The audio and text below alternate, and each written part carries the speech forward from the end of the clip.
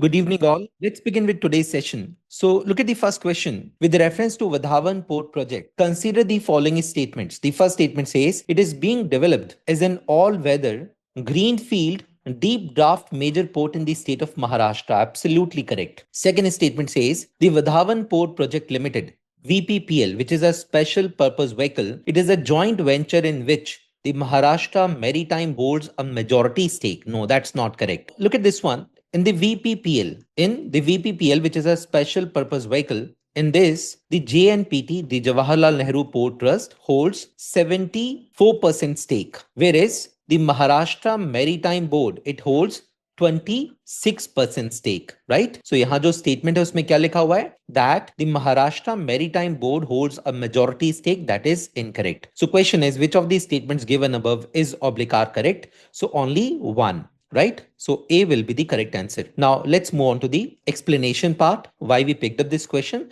So there is a strong reason. See what happened. Recently around 20,000 people, they led a protest in the Palghar district of Maharashtra against the commissioning of Vadhavan project. Clear? So in the VPPL, which is a special purpose vehicle, which is formed by the JNPA and the Maharashtra Maritime Board, the JNPA holds 74% stake and Maharashtra Maritime Board holds 26% stake, right? This was the reason we picked up this question. अब हम move करेंगे next question की तरफ. So look at the next question, question number 2. With reference to Kamchatka Peninsula, consider the following statements. The first statement says it is situated in the western Russia between the Baltic Sea and the Black Sea. That is incorrect. It is situated in the far east Russia, not in the western Russia. Plus, it is not situated in between the Black Sea and the Baltic Sea, but between the Okhotsk Sea and the Bering Sea. So first statement is incorrect here. Second statement says it sits on the Pacific Ring of Fire and is home to over 150 volcanoes, including about 29 active ones. This is absolutely correct. Question is, which of these statements given above is oblique are correct? So only two. B for Bombay would be the correct answer.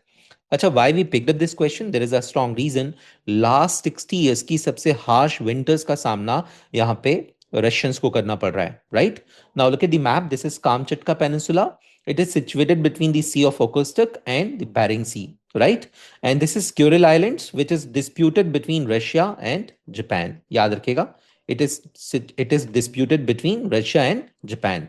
Japan calls it Northern Territories, whereas Russians they call it the Kuril Island, right? Now let's move on to the next question. So question number 3. With reference to saltwater crocodile, consider the following statements. The first statement says it is the largest and the heaviest living reptile in the world. Absolutely correct. Second statement says in India, it is mainly found along the western coast. No, not in the western coast, but in the eastern coast.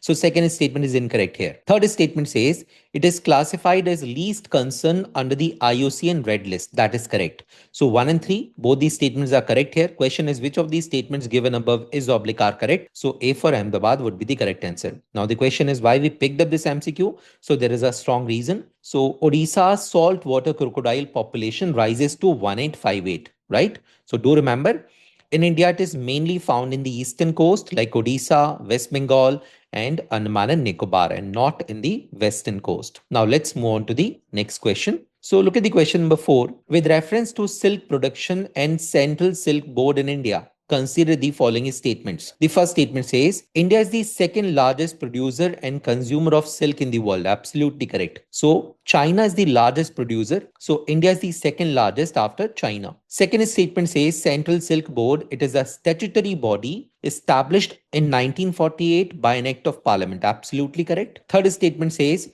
Central Silk Board functions under the administrative control of the Ministry of Agriculture. No, that's not correct. It functions under the Ministry of Textiles, right? Not under the Ministry of Agriculture. So question is, which of these statements given above is oblique are correct? So only 1 and 2, right? So A for Ahmedabad would be the correct answer here. So look at this one. Look at the explanation part why we picked up this question. There is a strong reason. So recently what happened? Recently the government has increased the Central Silk Board's financial approval limit to 1 crore rupees. Previously it was 50 lakh rupees, right? Now let's move on to the next question. With reference to Sopernica River, consider the following statements. The first statement says it is an eastern flowing river in the state of Tamil Nadu. No, that's not correct. First of all, it is not an eastern flowing river. And the second thing is that it flows in the state of Karnataka, not in the state of Tamil Nadu. Second statement is it flows through the dry deciduous forest of eastern Ghats. No, it flows through the western Ghats and not through the eastern Ghats.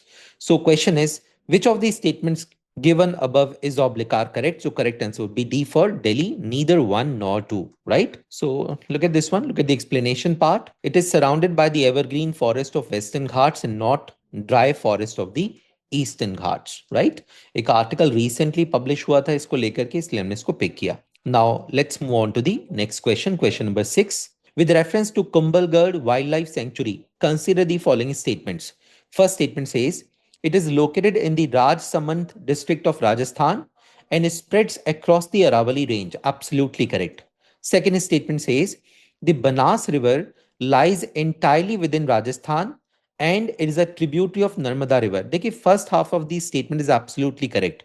It lies entirely within the state of Rajasthan, but it is not a tributary of Narmada River. It is a tributary of Chambal River, right? And Chambal, it is a tributary of Yamuna River, right? So question is, which of these statements given above is oblique are correct? So only one. Now look at the explanation part.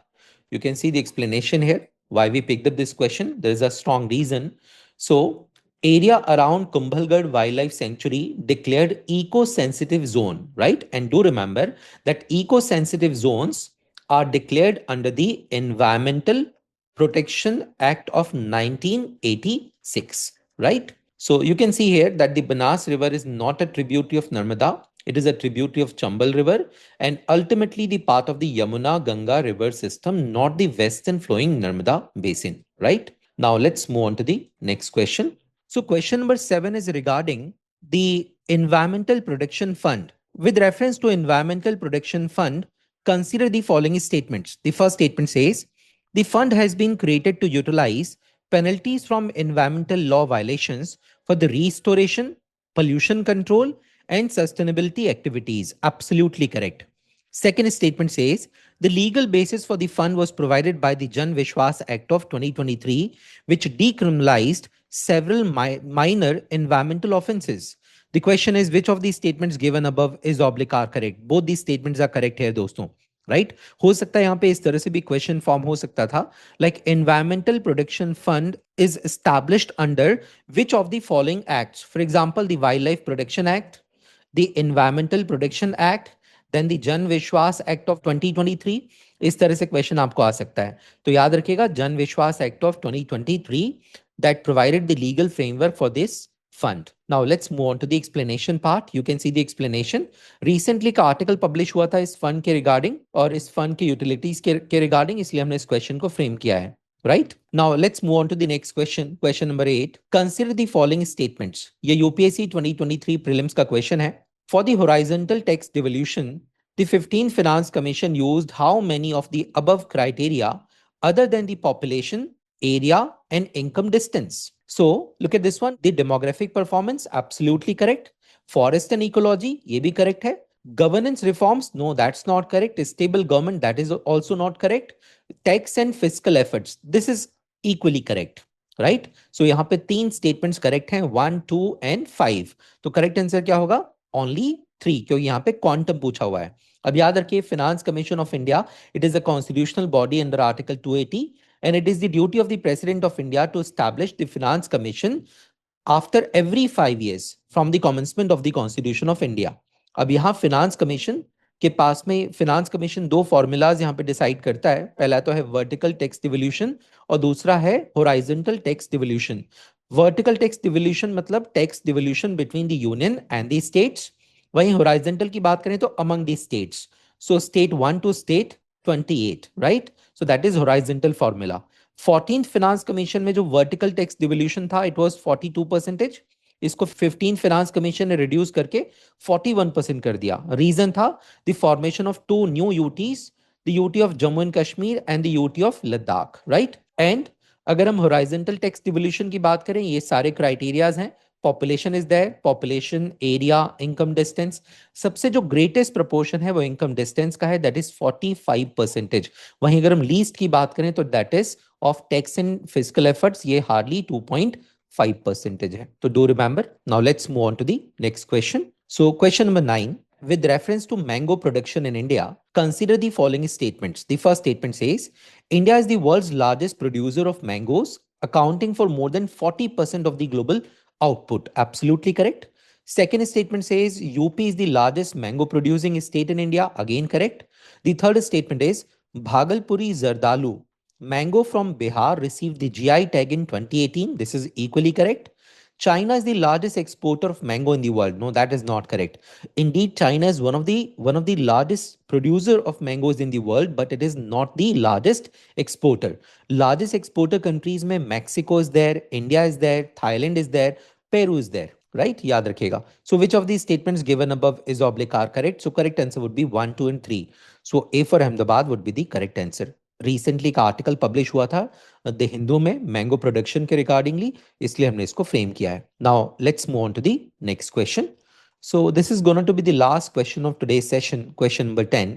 Consider the following statements. Again, UPSC 2023 का question है. The Stability and the Growth Pact of the European Union is a treaty that limits the level of budgetary deficit of the countries of the European Union.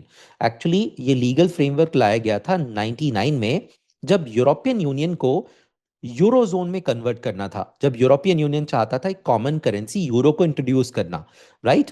तो basically ये जो act है, ये जो concept है stability and the growth pact, ये basically European Union countries के fiscal discipline और उनकी फिस्कल हेल्थ को इंश्योर करता है. राइट? जैसे फॉर एग्जाम्पल के तौर पे जो बजटरी डेफिसिट है वो at any cost it should not be more than 3% of the GDP, plus जो आपका पब्लिक डेट है, public debt shall not be more than 60% of the GDP. Understood? इसी तरह का एक एक्ट इंडिया में भी है, that is fiscal responsibility and the budget management act of 2003, FRBM act, जिसके अंडर आपने नोटिस किया होगा कि जब भी फिनांस मिनिस्टर जो हैं वो लाइक एनुअल बजट मतलब एनुअल फाइनेंशियल स्टेटमेंट को इंट्रोड्यूस करते हैं, तो उसके साथ साथ वो 3 और डॉक्यूमेंट्स को भी यहाँ पे इंट्रोड्यूस करते हैं. अंडरस्टूड? और फिस्कल रिस्पॉन्सिबिलिटी इन बजट मैनेजमेंट एक्ट कहीं ना कहीं एक फिस्कल डिसिप्लिन और फिस्कल हेल्थ को बनाए रखने में हेल्प करता है. क्लियर? ये प्रीवियस ईयर का क्वेश्चन था, इसलिए हमने इसको पिक किया. और यहाँ आप देख सकते हैं that the SGP, the stability and the growth pact, it sets the fiscal rules for the European Union member states, especially the budget deficit and the public debt. So budget deficit should not exceed 3% of the GDP and public debt should not exceed 60% of the GDP. The purpose is to ensure fiscal discipline, stability and particularly in the Eurozone. Clear? Eurozone में I guess around 18 to 19 countries हैं. सभी European Union countries जो हैं इसकी members नहीं है. So do remember, इसको एक बार गूगल कर लीजिएगा आप. राइट? इसको एक बार आप चेक करिएगा, गूगल करिएगा इसको एक बार. मिलेंगे हम दोस्तों अपने नेक्स्ट सेशन में. उम्मीद करता हूं कि आप सभी इन सेशंस को एंजॉय कर रहे हैं. ये सेशंस आपके लिए बेहद हेल्पफुल होंगे. तो आप कोशिश करिए कि आप अपने फ्रेंड्स, अपने कंपेनियंस को इसके बारे में बताएं. चैनल को लाइक और सब्सक्राइब करना बिल्कुल ना भूलें. आपके सपोर्ट की हमें बेहद ज़रूरत है. मिलेंगे हम अपने नेक्स्ट सेशन में. बाय बाय, टेक केयर, जय हिंद.